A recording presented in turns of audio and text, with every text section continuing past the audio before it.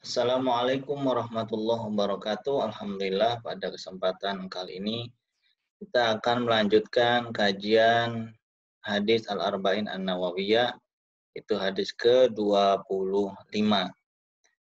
Judul hadis ini adalah Dhahaba ahlud dusur bil ujur. Orang kaya itu lebih berpotensi punya pahala yang banyak. Nah, lantas ada sahabat yang bertanya, diriwayatkan dari An Abi Dzar Al-Ghifari radhiyallahu anhu, aidon diriwayatkan lagi dari Abu Dzar Al-Ghifari bahwasanya annasan min ashabi Rasulillah sallallahu alaihi wasallam qalu lin nabi. Beberapa orang sahabat Nabi bertanya pada beliau, "Ya Rasulullah, dzahaba ahlud dusur bil ujur." Rasul, orang kaya itu kan banyak pahalanya. Nah, mereka yusholluna kama nusolli. Udah banyak pahalanya, mereka itu bisa sholat seperti kita sholat, sumun kama nasum. Mereka juga bisa berpuasa sebagaimana kita bisa berpuasa. Yatasaddaquna bi fuduli amwalihim. Mereka juga bisa bersedekah dengan harta mereka, harta lebihan mereka. Nah, lantas bagaimana kami yang bukan orang kaya ini Rasul? Kita nggak bisa sedekah. Sholat iya, puasanya sama. Tapi kita nggak bisa sedekah seperti mereka karena kita nggak punya harta. Nah, kata Rasulullah Shallallahu Alaihi Wasallam menjawab pertanyaan itu, awalaisa qad ja'alallahu lakum ma tasaddaqun atau ma tasaddaqun. Mau nggak nih saya kasih tahu amalan-amalan yang juga bernilai sedekah walaupun tidak memakai uang, tidak memakai materi. Nah, kata Rasulullah, inna bikulli tasbihah sodaqoh. Setiap tasbih, bacaan tasbih subhanallah itu juga mengandung sedekah. Wa kulli takbirah sodaqoh. Setiap bacaan takbir Allahu Akbar itu juga mengandung sedekah. Wa kulli tahmidah sodaqoh. Setiap bacaan hamdalah, alhamdulillah itu mengandung sedekah. Wa kulli tahlilah, setiap bacaan tahlil la ilaha illallah shadaqatun, itu juga mengandung sedekah. Wa amrun bima'rufin shadaqah, amar ma'ruf, memerintahkan pada orang lain hal-hal kebaikan itu juga mengandung sedekah. Wa nahyun an munkarin, melarang orang lain berbuat kemungkaran itu juga sodakotun, mengandung sedekah. Wa fi buti ahadikum sodakotun, bahkan dalam kemaluan kalian itu juga mengandung sedekah. Maksudnya apa? Nanti dijelaskan. Qalu, mereka para sahabat bertanya, ya Rasulullah, wahai Rasul, ayati ahaduna syahwatahu wa yakunu lahu fiha ajrun. Loh, kemaluan juga ada sedekahnya ya Rasul. Nah, kalau kita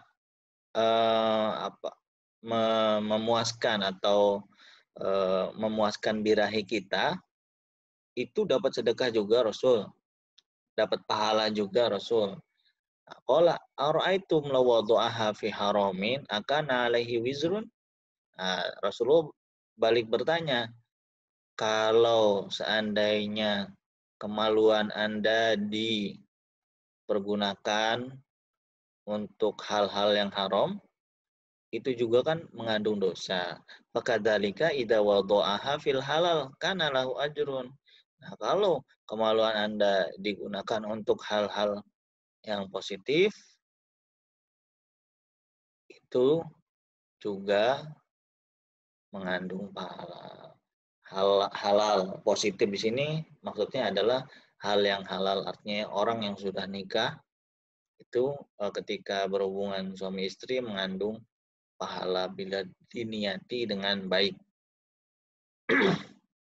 Nah, ad-dusur dibaca bidomidal jam'u datrin bifathiha wa huwa al-mal al-katsir. Jadi harta yang banyak, dusur itu artinya harta yang banyak, orang kaya.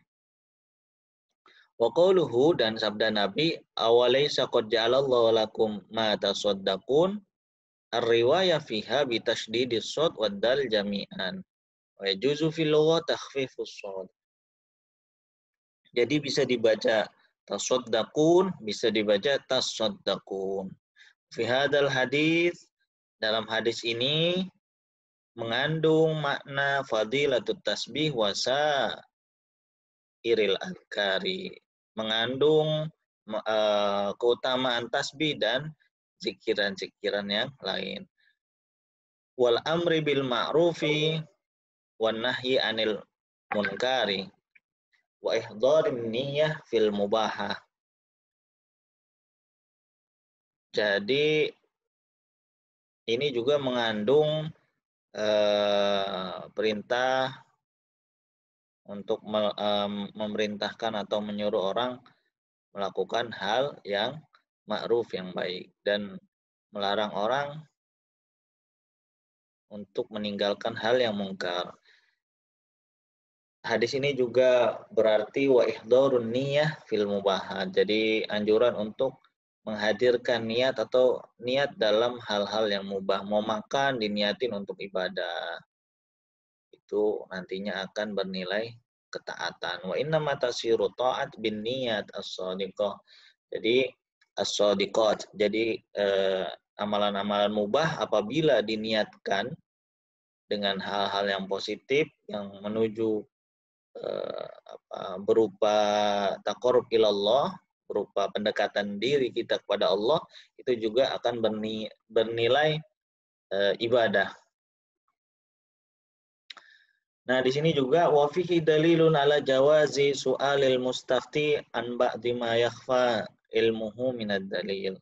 Jadi ini juga dalil bahwa mustafti itu adalah seorang penanya, itu boleh bertanya mengenai dalil yang dia tidak tahu. Idza alima min halil mas'ul, ketika dia tahu bahwa orang yang ditanyanya itu, pertama annahu la yakrah dzalik, pertama orang yang ditanyanya ini kalau ditanya itu nggak akan bete, mungkin dalam keadaan tertentu seseorang kalau lagi marah ngasih fatwa itu kan juga fatwanya nanti bisa jadi tidak objektif, nanti cenderung subjektif dan lain sebagainya, atau lagi nggak mood dan lain sebagainya. Jadi perlu melihat kondisi yang ditanyai juga. Nah, nanya itu walam yakun fihi su'u adab, tidak juga bertanya sesuatu hal yang menimbulkan etika yang tidak baik. Wa dzikrul alim ad-dalil ala ba'di ma yakhfa ala sa'il. Ini juga dalil atas dzikril alim, ya kebolehan seorang yang ngerti ilmu, ngerti agama, itu menyebutkan dalil-dalil tertentu bagi orang yang bertanya. Wa qauluhu wa amrun bima'rufin shadaqah wa nahyun an munkarin shadaqah. Ini juga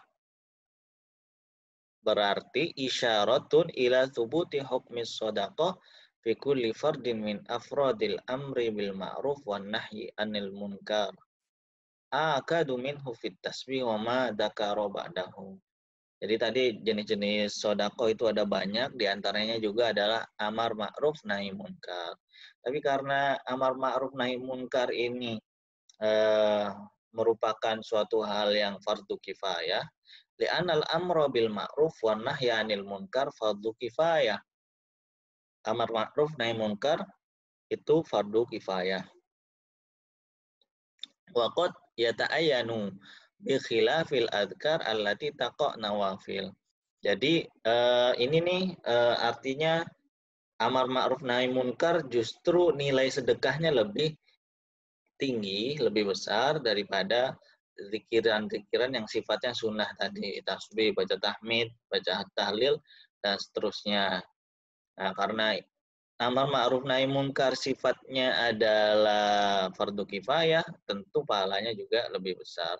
Tapi dalam keterangan lain, amar ma'ruf nahi munkar ini, ya kalau amar ma'ruf mungkin kita setiap orang bisa atau meminta orang lain untuk berbuat baik gitu.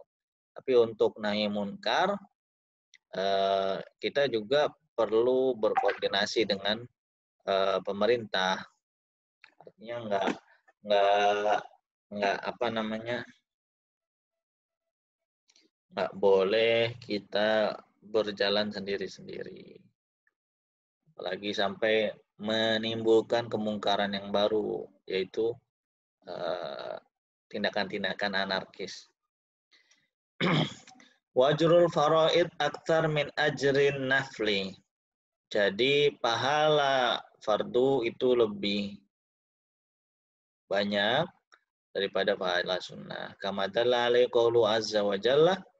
Jadi ada hadis qudsi, wa ma taqarraba ilayya 'abdi bi syai'in ahab ilayya mimma aftaradtuhu alaih. Jadi ini hadis anjuran atau Allah mencintai seorang hambanya yang melakukan suatu perintah Allah. Rawahul Bukhari. Qala ba'dul ulama, sebagian ulama berkata, yazidu thawabul fardli ala thawabin nafli sab'ina darajah. Wastasna salahu bihadis.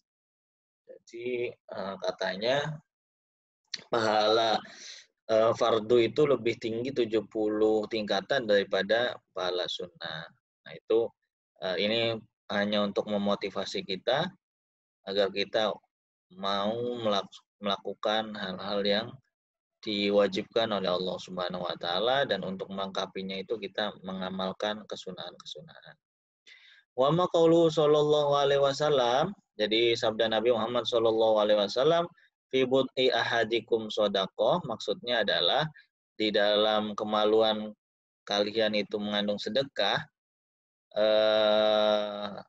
Jadi wahua, yaitu bud'i itu milba wa itlaqu alal jima. Nah, artinya ini bisa jima wa alal farji nafsihi, bisa juga berarti kemaluan gitu. Bisa jima, jadi jima itu mengandung sedekah. Wakilahuma yasihu iradatuhu hahuna. Jadi keduanya bisa dimaknai dalam hadis ini. Waqad taqaddama, sudah dijelaskan bahwasanya annal mubahat tasiru bin niyat ta'at. Jadi hal-hal mubah kalau diniati itu bisa bernilai ibadah, ketaatan. Minum untuk ibadah, kerja juga untuk menafkahi keluarga itu ibadah. Fal jima'u yakunu ibadatan. Jima atau berhubungan intim suami istri itu bisa menjadi ibadah idza nawa bil insan, ketika seseorang itu niat qada'a haqqiz zaujah. Jadi ketika seorang niat memenuhi haknya istri. Wa mu'a syarataha bil ma'ruf, dan bergaul dengan istri secara ma'ruf dengan baik. Atau niat apa? Atau niat ingin supaya mempunyai keturunan yang soleh. Au i'fafa nafsihi, atau menjaga diri supaya tidak jajan di luaran, berzina dengan orang lain. Au zauja tahu au ghairu dzalika minal maqasid as-shalihah. Jadi juga bisa diniati untuk menjaga supaya istrinya enggak selingkuh begitu kan. Ya kalau misalnya enggak dipenuhi hak-hak kebutuhan biologis istri, ketika kita sebenarnya mampu, nanti kan bisa juga pasangan ini berbelok hati. Wa qauluhum, pertanyaan para sahabat, ya Rasulullah, ayati ahaduna syahwatahu wa yakunu lahu fiha ajrun. Qala ara'aitum law wada'aha fil haram akana alaihi wizrun ila akhirih. Nah, sabda Nabi yang itu adalah menunjukkan jawazul qiyas. Nah, ini ada ulama yang menolak qiyas. Nah, tapi hadis ini menjadi bukti bahwa qiyas itu diperbolehkan. Wa huwa madhabul ulama wa lam yukhalif fihi illa ahlu zahir. Nah, ini mazhab zahiriyah yang tidak menerima metode qiyas dalam pengambilan hukum. Wa ammal manqul anit tabi'in wa nahwihim min dhammil qiyas. Nah, ada para tabi'in yang mengkritik atau mencela qiyas. Walaisal murad bihi al-qiyas alladhi yahiduhul fuqaha al-mujtahidun. Jadi yang dimaksud qiyas yang dikritik oleh ulama-ulama kalangan tabi'in bukan qiyas yang dimaksud oleh para fuqaha ahli fikih mujtahid. Wadal qiyas wa qiyasul akas. Qiyas pembalikan. Waqtalafa al-usuliyun fil amal bihi wal hadith dalilun liman amala bihi.